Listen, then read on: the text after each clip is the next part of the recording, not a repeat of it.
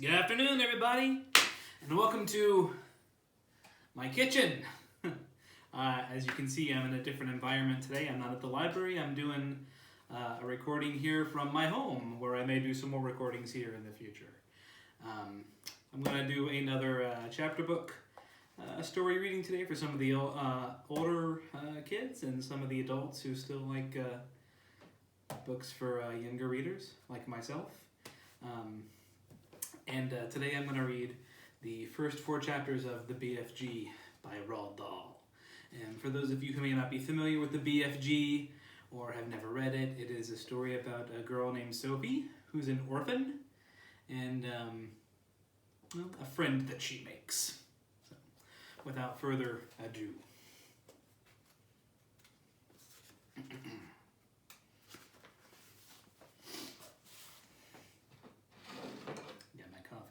Important. Chapter 1, The Witching Hour. Sophie couldn't sleep. A brilliant moonbeam was slanting through a gap in the curtains. It was shining right onto her pillow. The other children in the dormitory had been asleep for hours. Sophie closed her eyes and lay quite still. She tried very hard to doze off. It was no good. The moonbeam was like a silver blade slicing through the room under her face. The house was absolutely silent. No voices came up from downstairs. There were no footsteps on the floor above either. The window behind the curtain was wide open, but nobody was walking on the pavement outside. No cars went by on the street. Not the tiniest sound could be heard anywhere.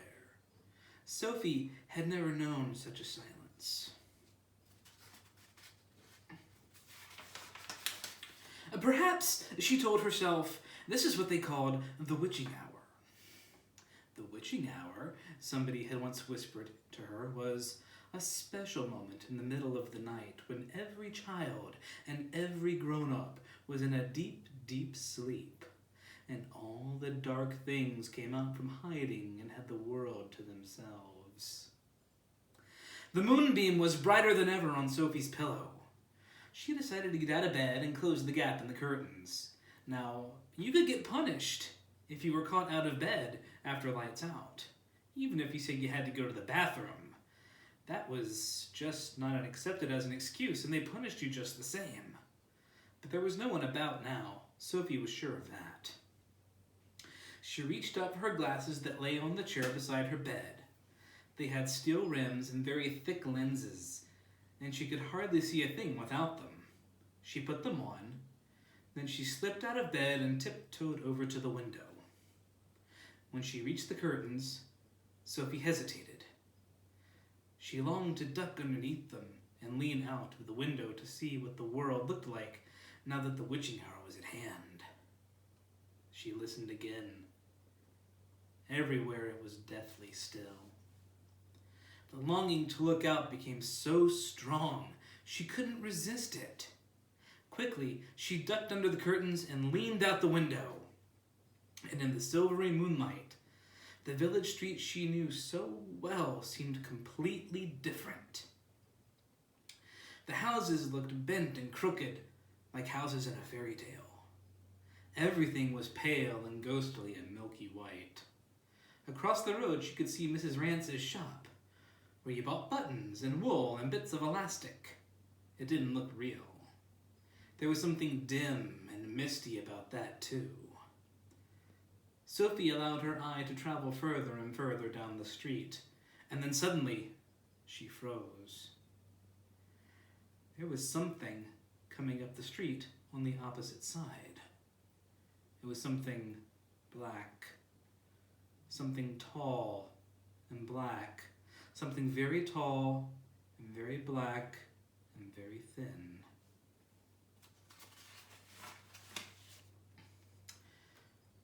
It wasn't human. It couldn't be.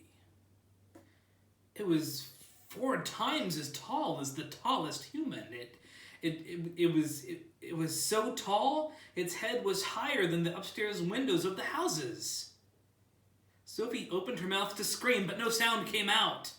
Her throat, like her whole body, was frozen with fright. This was the witching hour, all right. The tall black figure was coming her way. It was keeping very close to the houses across the street, hiding in the shadowy places where there was no moonlight. And on it came, nearer and nearer.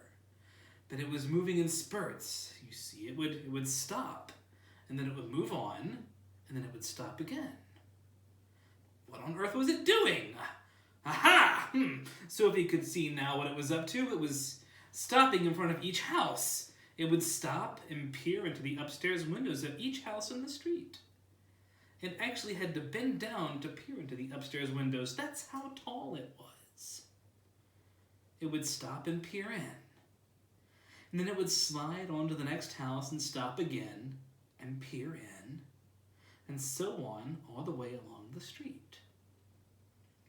It was much closer now, and Sophie could see it more clearly. And looking at it carefully, she decided it had to be some kind of person. I mean, obviously, it was not a human, but it was definitely a person. A giant person, perhaps. Sophie stared hard across the misty moonlit street. The giant, if that's what he was wearing a long black cloak. And in one hand, he was holding what looked like a very long, thin trumpet.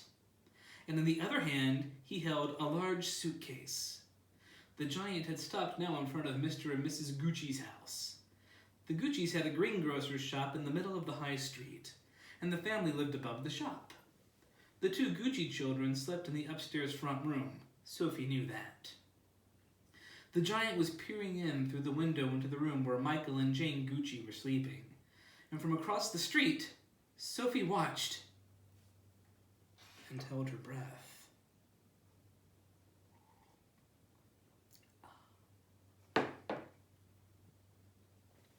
She saw the giant step back and pace and put the suitcase down on the pavement. He bent over and opened the suitcase. He took something out of it. It looked like a glass jar, one of those jars with screws on the top. He unscrewed the top of the jar and poured what was into it into the end of the long trumpet thing. Sophie watched, trembling. She saw the giant straighten up again, and she saw him poke the trumpet in through the open windows of the upstairs room where the Gucci children were sleeping. She saw the giant take a deep breath, and poof, he blew through the trumpet. No noise came out, but it was obvious to Sophie that whatever had been in the jar had now been blown through the trumpet into the Gucci children's bedroom. What could it be? As the giant withdrew the trumpet from the window and bent down to pick up the suitcase, he happened to turn his head and glance across the street. And in the moonlight, Sophie caught a glimpse of an enormous, long, pale, wrinkly face with the most enormous ears. His nose was as sharp as a knife, and above the nose were two bright, flashing eyes, and the eyes were staring straight at Sophie. There was a fierce and devilish look about them. Sophie gave a yelp and pulled back from the window. She flew across the dormitory and jumped into her bed and hid under the blanket.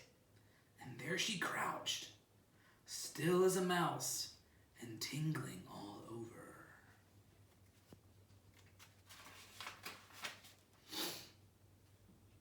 Under the blanket, Sophie waited.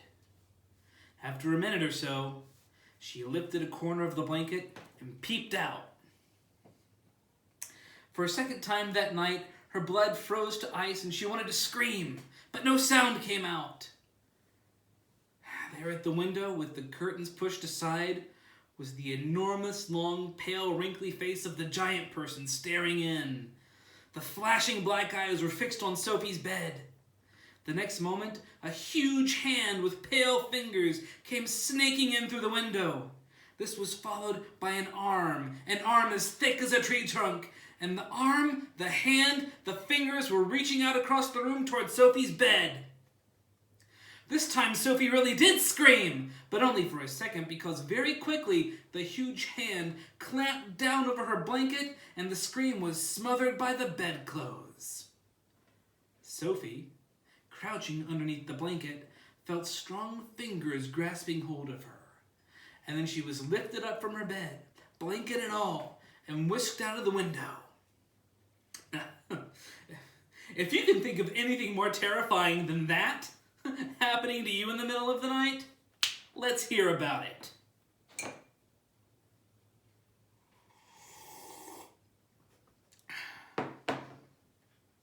The awful thing was that Sophie knew exactly what was going on, although she couldn't see it happening. She knew that a monster, or a giant, with an enormous, long, pale, wrinkly face and dangerous eyes, had plucked her from her bed in the middle of the witching hour and was now carrying her through the window, smothered in a blanket. What actually happened next was this. When the giant had got Sophie outside, he arranged the blanket so that he could grasp all four corners of it at once in one of his huge hands with Sophie imprisoned inside. In the other hand, he seized the suitcase and the long trumpet thing, and he ran off. Sophie, by squirming around inside the blanket, managed to push the top of her head out through a little gap just below the giant's hand. She stared around her. She saw the village houses rushing by on both sides. The giant was sprinting down the high street. He was running so fast his black cloak was streaming out behind him like the wings of a bird. Each stride he took was as long as a tennis court. Out of the village he ran, and soon they were racing across the moonlit fields. The hedges dividing the fields were no problem to the giant. He simply strode over them. A wide river appeared in his path. He crossed it in one flying stride.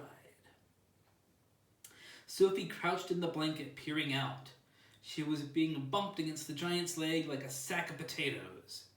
Over the field and hedges and rivers they went, and after a while a frightening thought came into Sophie's head. The giant is running so fast, she told herself. He's running so fast because he's hungry, and he wants to get me home as quickly as possible, and then he'll have me for breakfast.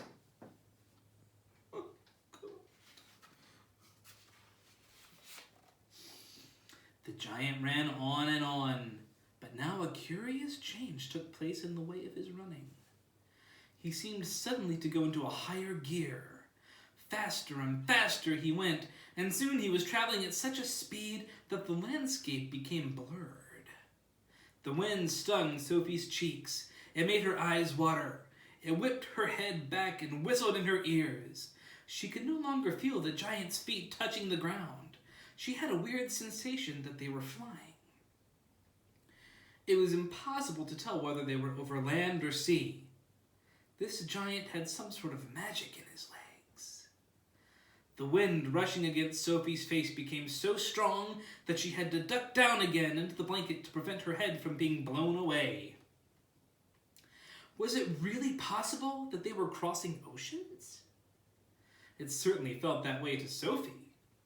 She crouched in the blanket and listened to the howling of the wind. It went on for what seemed like hours. And then all at once, the wind stopped its howling. The pace began to slow down. Sophie could feel the giant's feet pounding once again over the earth. She poked her head up and out of the blanket to have a look. They were in a country of thick forests and rushing rivers. The giant had definitely slowed down and was now running more normally, although normal is probably a silly word to use to describe a galloping giant. He leaped over a dozen rivers. He went rattling through a great forest, then down into a valley and up over a range of hills as bare as concrete, and soon he was galloping over a desolate wasteland that was not quite of this earth. The ground was flat and pale yellow. Great lumps of blue rock were scattered around, and dead trees stood everywhere like skeletons. The moon had long since disappeared, and now the dawn was breaking. Sophie, still peering out from the blanket, saw suddenly ahead of her a great craggy mountain. The mountain was dark blue, and all around the sky was gushing and glistening with light. Bits of pale gold were flying among delicate frosty white flakes of cloud, and over to one side the rim of the morning sun was coming up as red as blood. Right beneath the mountain the giant stopped. He was puffing mightily. His great chest was heaving in and out. He paused to catch his breath. Directly in front of them, lying against the side of the mountain, Sophie could see a massive round stone. It was as big as a house. The giant reached out and rolled the stone to one side as easily as if it had been a football. And now, where the stone had been, there appeared a vast black hole. The hole was so large the giant didn't even have to duck his head as he went in. He strode into the black hole, still carrying Sophie in one hand, the trumpet and the suitcase in the other. As soon as he was inside, he stopped and turned and rolled the great stone back into place so that the entrance to his secret cave was completely hidden from the outside. Now that the entrance had been sealed up, and there was not a glint of light inside the cave, all was black. Sophie felt herself being lowered to the ground. Then the giant let the blanket go completely.